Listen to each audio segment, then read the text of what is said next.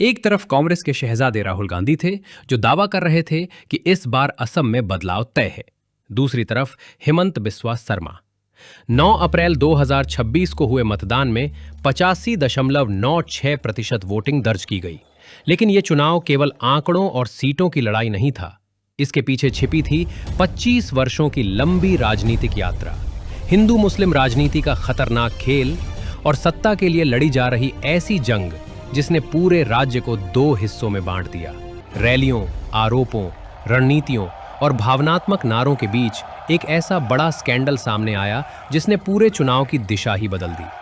आज हम आपको इसी चुनाव की पूरी कहानी बताएंगे, शुरुआत से लेकर अंत तक।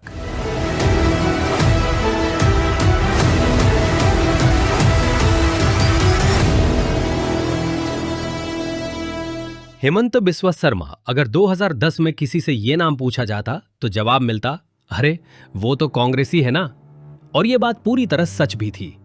उस समय हिमंत बिस्वा शर्मा केवल कांग्रेस के नेता नहीं थे, बल्कि असम की राजनीति में तरुण गोगोई के सबसे भरोसेमंद सहयोगियों में गिने जाते थे। फाइनेंस, हेल्थ और एजुकेशन जैसी अहम मंत्रालयों की जिम्मेदारी उन्हीं के पास थी। लेकिन साल 2014 में कहानी ने अचानक नया मोड़ लिया। हिमंत बिस्वा शर्मा ने असम कांग्रेस की कमान अपने हाथ में लेने की इच्छा जताई। उन्हें लगा कि अब पार्टी को नए नेतृत्व की जरूरत है और वो उस जिम्मेदारी को निभाने के लिए तैयार है। मगर जब यह संदेश दिल्ली के कांग्रेस हाईकमान तक पहुंचा तो वहां से सिर्फ एक शब्द में जवाब आया, नहीं। यही वो पल था जिसने असम की राजनीति में तूफान ला दिया। उस फैसले के बाद कांग्रेस और हिमंत बिस्वा शर्मा के रिश्तों में दरार पड़नी शुरू हुई और धीरे धीरे ये दरार इतनी बड़ी बन गई कि उसने पूरे राज्य की राजनीतिक दिशा ही बदल दी। साल 2016 का असम विधानसभा चुनाव राज्य की राजनीति के लिए एक ऐतिहासिक मोड़ साबित हुआ। एक तरफ थे तरुण गोगोई, 3 बार के मुख्यमंत्री, जिनके नेतृत्व में कांग्रेस ने लगातार 15 वर्षों तक असम की सत्ता संभाली थी। अनुभव, संगठन और सत्ता सब कुछ उनके पक्ष में दिखाई दे रहा था। दूसरी तरफ थे हिमंत बिस्वा शर्मा, वही नेता जो कुछ समय पहले तक कांग्रेस का हिस्सा थे, लेकिन अब पार्टी छोड़कर भाजपा के साथ खड़े थे। उस समय कई लोग उन्हें केवल एक बागी नेता मानते थे और ये सोचते थे कि वो असम की राजनीति में बहुत बड़ा बदलाव नहीं ला पाएंगे। लेकिन चुनाव परिणामों ने सबको चौंका दिया। भारतीय जनता पार्टी ने 60 सीटों के साथ शानदार प्रदर्शन किया, जबकि इंडियन नेशनल कांग्रेस केवल 26 सीटों पर सिमट गई। ये सिर्फ चुनावी हार नहीं थी, बल्कि असम में 15 साल पुराने कांग्रेसी शासन का अंत था।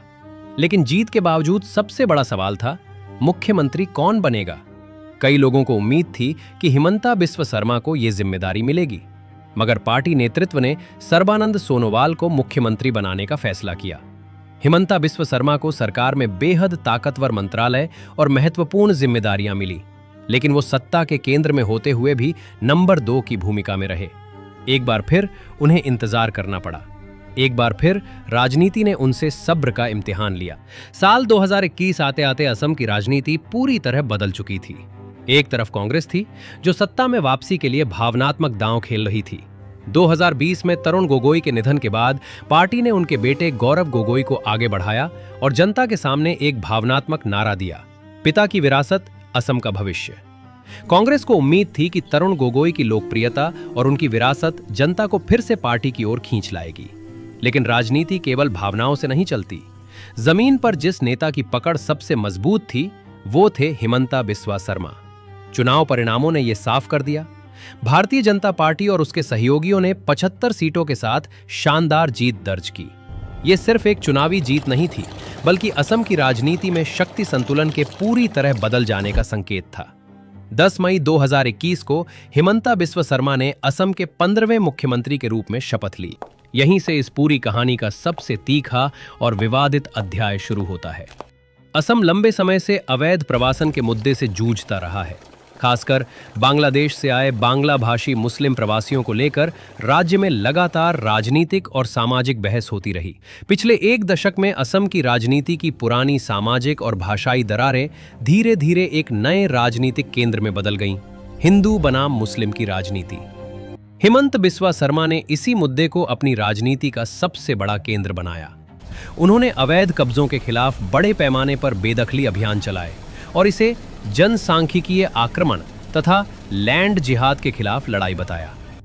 जनवरी 2026 में उन्होंने अल्पसंख्यक मुस्लिम आबादी, जिन्हें वो मियां कहकर संबोधित करते थे, के खिलाफ सख्त कार्रवाई की बात भी कही। उनकी सरकार ने बाल विवाह के मामलों में 4000 से अधिक FIR दर्ज की। कई मदरसों को सरकारी स्कूलों में बदला गया और बुलडोजर कार्रवाई सरकार की सख्त छवि का प्रतीक बन गई। वहीं इंडियन नेशनल कांग्रेस और विपक्ष ने इन कदमों को अत्याचार और संविधान के खिलाफ बताया। राहुल गांधी ने भी सरकार पर तीखा हमला करते हुए कहा कि यह संविधान की भावना का उल्लंघन है। लेकिन असम के उस बड़े मतदाता वर्ग के लिए, जो वर्षों से अपनी पहचान और जमीन को लेकर असुरक्षा महसूस कर रहा था, हिमंता बिस्व शर्मा ऐसे नेता बनकर उभरे जो उनकी चिंताओं को खुलकर आवाज दे रहे थे। और यहीं से भाजपा की राजनीतिक पकड़ राज्य में और मजबूत होती चली गई। अब कहानी उस मोड़ पर पहुंचती है जिसने शायद चुनाव पर सबसे गहरा असर डाला। अप्रैल 2026 में चुनाव से ठीक पहले पवन खेरा ने एक प्रेस कॉन्फ्रेंस कर गंभीर आरोप लगाए। उन्होंने दावा किया कि हिमंता बिस्वा शर्मा की पत्नी रिनीकी भुयान शर्मा के पास 3 मुस्लिम बहुल देशों के सक्रिय पासपोर्ट है। आरोपों के समर्थन में कुछ दस्तावेज भी दिखाए गए और देखते ही देखते ये मामला राष्ट्रीय स्तर पर चर्चा का विषय बन गया। लेकिन बाद में जांच में उन दस्तावेजों को फर्जी और डॉक्टर्ड बताया गया। इसके बाद रिनीकी भुयान शर्मा ने गुवाहाटी क्राइम ब्रांच में FIR दर्ज करवाई। मामले ने कानूनी मोड़ लिया। पवन खेड़ा ने पहले तेलंगाना हाई कोर्ट, फिर गुवाहाटी हाई कोर्ट से राहत मांगने की कोशिश की, लेकिन उन्हें वहां से राहत नहीं मिली। बाद में सुप्रीम कोर्ट ऑफ इंडिया से उन्हें जमानत मिली। हालांकि अदालत ने यह भी टिप्पणी की कि बयान चुनावी फायदे के उद्देश्य से दिया गया प्रतीत होता है। जिस मुद्दे के जरिए कांग्रेस भाजपा को घेरना चाहती थी, वही मुद्दा उल्टा उसके लिए भारी पड़ गया। चुनावी माहौल में इसका नुकसान खास तौर पर गौरव गोगोई और कांग्रेस की छवि को हुआ। बाद में हिमंता बिस्व शर्मा ने तंज भरे अंदाज में कहा, मैं पवन खेड़ा को पेड़ा खिलाऊंगा। 2024 के लोकसभा चुनाव में कांग्रेस ने अपेक्षा से बेहतर प्रदर्शन किया था। पार्टी को लगा कि वही लहर असम में भी असर दिखाएगी। राहुल गांधी ने अपनी सभाओं में बेरोजगारी, महंगाई, भाजपा की कथित तानाशाही और NRC से जुड़े मुद्दों को जोरदार तरीके से उठाया। लेकिन असम की राजनीति केवल राष्ट्रीय मुद्दों पर नहीं चल रही थी। यहां एक बड़ा वर्ग अपनी पहचान, जमीन और जनसंख्या बदलाव को लेकर चिंतित था। यही वह भावनात्मक और सामाजिक डर था जिसे हिमंता बिस्वा शर्मा लगातार सीधे संबोधित कर रहे थे। जोरहाट में, जो कभी तरुण गोगोई की राजनीतिक विरासत का मजबूत केंद्र माना जाता था, गौरव गोगोई को 23,000 से अधिक वोटों से हार का सामना करना पड़ा। 9 अप्रैल 2026 असम में 85.96% मतदान हुआ। 2.5 करोड़ से अधिक लोगों ने वोट डाले। मतदान केंद्रों के बाहर लंबी कतारें थीं। 4 मई 2026 को परिणाम सामने आए और तस्वीर पूरी तरह साफ हो गई। भारतीय जनता पार्टी ने 82 सीटें जीती, जबकि NDA गठबंधन ने कुल 102 सीटों के साथ 126 सदस्यीय विधानसभा में भारी बहुमत हासिल कर लिया। दूसरी ओर इंडियन नेशनल कांग्रेस केवल 19 सीटों तक सिमट गई। NDA को 50% से अधिक वोट शेयर मिला, जिसने ये दिखा दिया कि भाजपा की पकड़ केवल सीटों तक सीमित नहीं थी, बल्कि जन समर्थन के स्तर पर भी मजबूत हो चुकी थी। नरेंद्र मोदी ने इस जीत को भाजपा के जमीनी संगठन और जनता से लगातार जुड़े रहने का परिणाम बताया। वहीं अमित शाह ने इसे ऐतिहासिक हैट्रिक जनादेश कहा।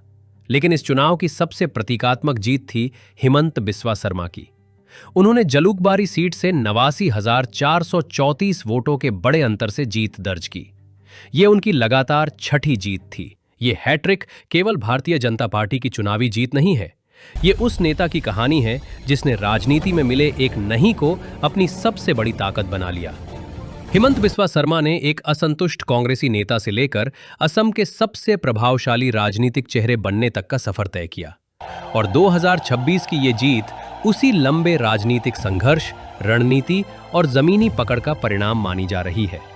अगर आपको ये कहानी पसंद आई हो तो नीचे कमेंट में सिर्फ एक शब्द लिखिए, हैट्रिक, और बताइए क्या आपको लगता है कि इंडियन नेशनल कांग्रेस भविष्य में असम में फिर वापसी कर पाएगी? ऐसी ही राजनीतिक कहानियों के लिए चैनल को सब्सक्राइब करें और बेल आइकन जरूर दबाएं।